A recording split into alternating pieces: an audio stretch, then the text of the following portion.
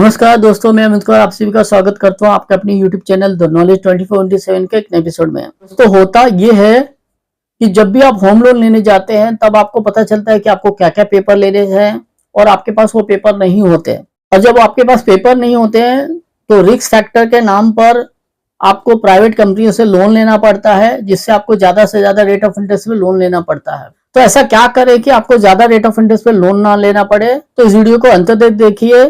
दोस्तों, अगर आप होम लोन लेने की तैयारी कर रहे हैं या आपको भविष्य में होम लोन लेना है या मॉर्गेज लोन लेना है, तो एक बात याद रखिए, जो भी बिजनेस आप कर रहे हैं उस बिजनेस का एक अच्छा सा नाम रखिए, आपका विजिटिंग कार्ड बनाइए, आपका आईटीआर हर साल फाइल कीजिए, जो आपका इनकम है उसे दिखाइए, प्रॉपर बिल मेंटेन कीजिए, अगर आपका जीएसटी है तो प्रॉपर टाइम पे भरिए, कोशिश कीजिए कि आप जिसको चेक देते हो क्लियर हो जाए, कोई भी चेक बाउंस ना हो, यानी आपके पास पेमेंट हो तभी किसी को चेक इशू कीजिए।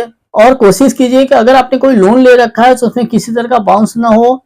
आप ईएमआई अगर ले रखे, पर्सनल लोन, बिजनेस लोन ले रखे तो उसमें किसी तरह का बाउंस मत कीजिए। तो लोग कंज्यूमर लोन ले लेते हैं, 2000-2500 का ईएमआई होता है, तो आप सोचिए क्रेडिट वाला क्या सोचता है, जो व्यक्ति 2500 के ईएमआई नहीं भर पा रहा है वो हमारा 20,000 का ईएमआई कैसे भरेगा। तो इस तरह से अगर आप लोन के लिए जा रहे हैं तो अपनी फाइनेंशियल प्लानिंग करिए, बेहतर तरीके से आपके खर्चे को एनालाइज कीजिए। और जो हर वीडियो में एडवाइस करता हूं कि अपने इनकम का 30% ही ईएमआई लीजिए। दोस्तों, आप होम लोन लेने जा रहे हैं तो आपको पता होना चाहिए कि आप कितना ईएमआई भर सकते हैं, क्योंकि आप कमाते हैं, आपको पता है कि एक्चुअल में आप कितना कमाते हैं।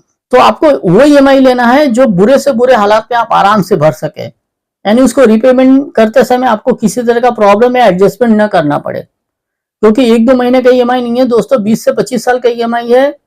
अगर आपने सोचा चलो होम लोन ले लेते हैं, इधर उधर से करके भर देंगे, तो दोस्तों ये मजाक की चीज नहीं है। अगर आपने 3 ईएमआई बाउंस कर दिया तो आपका जो भी स्टैंप ड्यूटी, रजिस्ट्रेशन पेमेंट किया है, ओसीआर डाला, सब पैसा डूब जाएगा, आपका प्रॉपर्टी एनपीए हो जाएगा। तो ये गलती हरगिज ना करें। और लोन लेते समय जो भी आप डॉक्यूमेंट देते हो नीट एंड क्लियर होना चाहिए। दोस्तों, मैं पिछले 20 साल से यही काम करता हूं और मैंने देखा है लोग लोन लेने आते हैं तो कुछ भी कैसे भी, जैसे कि डॉक्यूमेंट देते समय पैन कार्ड, आधार कार्ड का फोटो खींच के भेज दिए, वो दिख रहा है कि नहीं दिख रहा है, आईटीआर का फोटो खींच देते हैं जिसमें विजिबल नहीं होता है, दिखता नहीं है। तो कभी भी आप डॉक्यूमेंट्स प्रोवाइड कीजिए बैंकर या एनबीएफसी को, तो क्लियर होना चाहिए आपका डॉक्यूमेंट, किसी तरह का ब्लर ना हो, क्लियर हो, विजिबल हो, अपडेट बैंकिंग होना चाहिए। उसके बाद आपका लोन फटाफट होगा।